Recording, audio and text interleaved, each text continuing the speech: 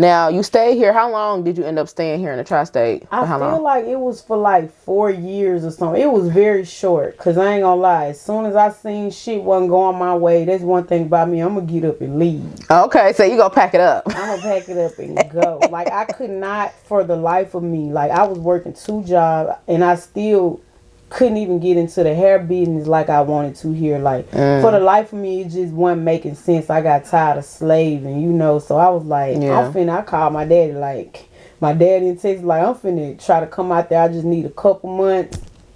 Yeah, say, put me up for a second, Dad. Let me come down there with my baby and get on my feet. 2 kids, he was so happy. He was like, come on. Wow. So your dad, he's from Texas, or? My dad from Selma, Alabama. He moved to Texas when I was 11 years old. Okay. So you knew, you like, well, my daddy here, and he was in the Dallas area. Yeah. Okay, so you leave the tri-state, you leave Northern Kentucky, you go all the way to Dallas. Drove my car all with the 2 way. kids? With 2 kids, yeah. Wow. And I ain't gonna lie, man, it's crazy when I left out of the state of Kentucky, y'all. I ain't gonna say I caught the Holy Ghost or nothing. I ain't gonna do all that where people be acting crazy, but it was a weight that lifted off my shoulder.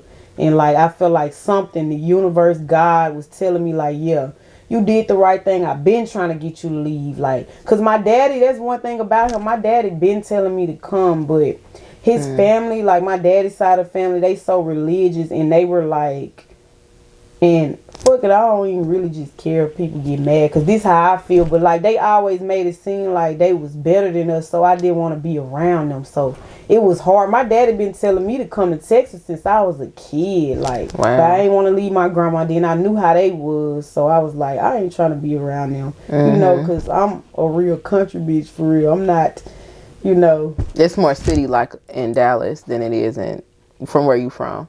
Yeah, it's more city-like in Dallas from where I'm from. Yeah. Well, once you get to Dallas, how did you get your feet moving? How did you get everything going? Because I know you end up saying you worked up and opened up your own shop and taking your hair to a whole nother level, your hairstyling. So tell me about that. So the whole time I was doing hair, like, coming up, I never had, like, my official cosmetology license or whatever. So to keep my daddy off my ass, what I did was I went to cosmetology school as soon as I got there. Like, I wasn't even there a week, and I was enrolled in cosmetology school. Wow. And I was doing, you know, the hair there, and I started building a name and stuff. And I was telling my daddy, like, I want to open up a shop, like, because I would go get my hair done, and I would rent out suites, and I was seeing how much money they was making, and I was like, damn, I really need to open up a shop. That's where the real money at. Because one thing about me, I'm a hustler, and there's only so much money you're going to make off your own hands. Absolutely. You got to expand that shit. So when I seen it, I was telling my dad, I was like, I'm opening up a shop. He like, girl, how is you going to do that? Like, you always saying some crazy shit. My daddy, and I used to be like, don't worry about it. You going to see. And Absolutely. when I opened up my shop, he was like, you said you was going to do it. He was like, congratulations. But he like, you know, I'm not the type, you got to show me. And I'm like, you going to start listening to me. So I opened up my shop like maybe a year later from me being there. Wow. So you moved pretty quick. Girl, I don't play. Wow. Once I got my mindset on something, I'm going to go get it. Like, it's my mindset. That's why I be telling people now, like, they be like, what you, I'm going to have Grammys. You know, I be telling them that. They be like, oh, okay, yeah, okay. Because once I set my mind to it, I'm going to do it. Like, that when people say you can do anything you put your mind to, that's true. Absolutely. Now, how did you build up your network like that in a year to get other girls to get in your shop? Because, you know, nowadays you got a lot of girls, they want the suites. They don't want to be in the shop. How did you? Well, I had suites in my shop. I didn't have open flow. Okay. So they was into it. They like, this is perfect. So you end up being able to get a lot of girls to come in. Yeah, my shop really was booming. I had it full. You know, I was so happy, but COVID came, and then it took my, you know. Wow. It took a lot of my girls out the shop. Then I stayed in there for another year where it was just me and one other girl. Then the other girl started getting hard for her and she left. So yeah. Yeah, COVID was hard. and definitely on all the stylists, entrepreneurs, people that was in that service industry, the beauty industry for sure, because you literally could not open. You literally can't do things. So I know that had to be a struggle. Yeah, that was crazy. Wow. Yeah, but you survived it. I survived it. Yeah. And it was a studio right next door to my salon, so. Okay, yeah, clock it. So you doing hair and even doing like, you know, Dallas got big talents coming out of there as well, and doing celebrity hair. You were doing Erica Banks hair at this time as well, correct? Yep. I was doing Erica hair around the time when I got my shop. Once I got my shop and I got it full, I started trying to tap in with these celebrities because I know I get different kind of pay doing that, you know. I started tapping into that, and I was never at my shop. Like, I was literally on the road doing celebrity hair. Wow. So once you end up realize COVID comes, so I know that has slowed everybody down, and where now you, like I said, can't be on the road, can't do a lot of things, a lot of people chilling. It's a studio directly next to your salon. What made you go in there and say it's time to start back dropping? What sparked this back up? Basically, they start bothering me. You know, I'm a new girl, and they over here like, oh, what's she doing over there? Oh, I'm like, well, what y'all got over there? We like, oh, we got a studio. And I used to just talk shit. Like, once I get comfortable with you, like, they'll come get their hair braided, some of the dudes. I'm like, shit, I know how to rap. They like, man, stop playing. You don't know how to rap. Like, come over there one day and let's see. So I literally went over there one day. I rapped, and his name's 6'7", the producer. He was like, you really hard. You really need to come back. He was like, and I just started doing that. Like, every day after I got finished doing hair, I would go to the studio and rap. It became repetitive every day.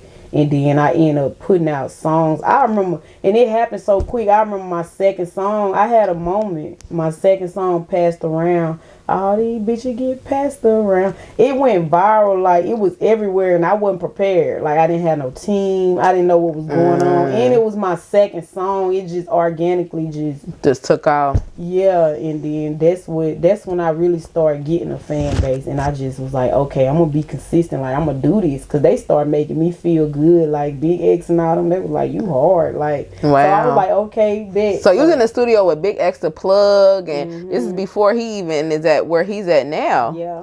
Wow. So Texas, especially Dallas, they've been having a lot of talent. A lot of people don't know a lot of the big, you know, records that we grew up to, the Stanky Leg and My Dougie, and you know, all this stuff, the Frankie and all this stuff. This comes from Texas. You know what I'm saying? This is Dallas specifically too as well. How was it getting in that network with those artists? Because you got artists that are established that's from Dallas, and they making waves, and they got an industry. How was it connecting with those artists for you? So basically, they welcomed me with open arms. I actually got a song with Lil Ronnie Motherfucker called My Gal on his project that he just put out. Me and old boy Prince, we talk a lot. The Stanky Leg guy, he's be like, bro, you know I used to get my ass whooped after school from listening to this or whatever. So we gonna end up doing something. It just ain't happened yet because he got like a label, I think. Like, he got artists that he working, so he be busy. So that's gonna happen. I will say they welcomed me with open arms. Like, it wasn't nothing like that. They was fucking with my music, fucking with my style, my hustle and everything. So it was pretty much cool. But Dallas is a male dominant area, and I be wanting to, you know, pop it with the females and stuff, but we don't have really, I ain't gonna say we, because they be like, don't claim Dallas, you not from Dallas. And some of them be want to claim me, like, you from Dallas, you might well claim it. But no, like, when I got there and where I'm at right now in Dallas, is like the females is hard. So I'm kind of trying to change the narrative in that area. Yeah, get the females popping in. Yeah, because right now they got Montana and, you know, and Z in there and them, the new Dallas wave, they popping it. But they need the females, because it's some raw ass females out of Dallas, Texas. What's some of the females you fuck with? I fuck with Michonne, Mia Alani. Who else that I like out of Dallas that's rapping? I know Michonne, Mia Alani. Say them your two top. Them my top two girls that I like, and they up and coming like how I am and stuff like that. They hard, but it's a lot of. Hopefully, I ain't leaving nobody out that I really, really fuck with, but I really listen to their music. They It's some female artists out there too that's popping their shit. Yeah, and I know too. It seems like it's a lot go on in Texas and Dallas. And do you ever find it? Because we seeing now it's a lot of beef that's going on that a lot of people from outside of Dallas is starting to learn about. Maybe even outside of Texas per se. That the eyes is on it because you got people like Yella Beezy. They're saying he was allegedly a part of Mo3 murder, and then you also seeing Lil Ronnie passed away with his daughter where they ran down on him and his kid at a car wash. Tell me, what is that like for you? Did you know Lil Ronnie? Yeah, I knew Lil Ronnie. We was so cool. Like, I remember I had started a podcast when I was in Dallas too. He was one of the first artists that came on my podcast. He was one of the first artists to give me my flowers. He like, damn, you hard. I be thinking somebody else be right. Your shit is so hard. I be like, nah, I write my own shit. Wow. But I was real close to him too, so that was sad. And he always, when you see him, he always got his daughter. So that was just a sad situation. Yeah, it's dangerous. You gotta be careful. I feel like I got to Texas either right after that beef started with Mo3 and Yella, and I think Yella was the one that had got shot and stuff, and it be a lot of politicking going on in Dallas. You know what I'm saying? So you really gotta watch who you. Not saying you have to, because it shouldn't be like that. And I feel like the new Dallas wave is changing that. People, these young kids, they don't have nothing to do with this year-long beef that's going on. But exactly. I feel like what happened with Lil Ronnie, I feel like a lot of that's going to help Dallas just hopefully move past all that and everybody stick together, because it do be they, unlike other cities, because in other cities, they do beef with each other. But when it comes time to stick together, they stick together. Even in Cincinnati, y'all might be out here going crazy with each other, but when it comes to y'all having a movement going on, y'all stick together, and that's anywhere else. Memphis, if Dallas did that, Dallas could dominate the industry. But what Dallas do, they go against each other. They feel like they can't coexist. It can't be two big stars. You know what I'm saying? Yeah. And then that's just what it is. When it can be, it's enough. It's enough for everybody to eat. Texas is one of the biggest states. Everybody can eat here. And do you take advantage of that, being that you're now placed in Dallas? You got so many other major cities in Texas that you could go to and build your following. Have you kind of ventured out to maybe the Houstons or Yes, they love me in Houston. I go to Houston, Atlanta a lot. I'm back and forth in Houston, Atlanta promoting. They know BabyDee, they know my music. I go out there and I feel the love.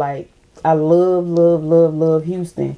You know what I'm saying? I tapped in with a lot of artists out there in Houston, that's coming out of Houston, the DJs, Lil Zach. Well, Lil Zach. Shout out Lil Zach. Yeah, Lil Zach from Dallas, yeah. Moved to Houston. So, that's the homie. Shout out Lil Zach. Yeah, me and Lil Zach got a song too. He need to drop it because it's the hardest song he got. I don't know why, but he holding it like it's a secret recipe. Lil Zach dropped that shit. Say drop that shit.